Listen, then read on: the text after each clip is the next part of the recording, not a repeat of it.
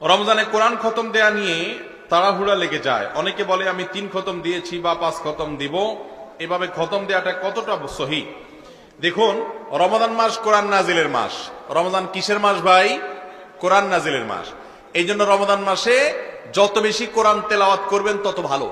যত কোরআন তেলাওয়াত করবেন তত কি ভালো। কিন্তু কোরআন তেলাওয়াত করতে গিয়ে যদি আপনি তাড়াহুড়ো করেন তাহলে সেটা কিন্তু ভালো না।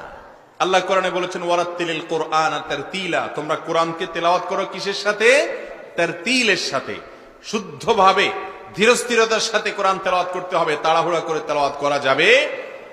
অতএব রমজান মাসে আপনি কোরআন বেশি খতম দিলে ভালো, কিন্তু বেশি দিতে গিয়ে তাড়াহুড়া করার চাইতে আস্তে আস্তে ধীরে ধীরে ভালোভাবে পড়েন, অল্প পড়েন, তাও অধিক সওয়াবের এবং অধিক উত্তম হবে ইনশাআল্লাহ।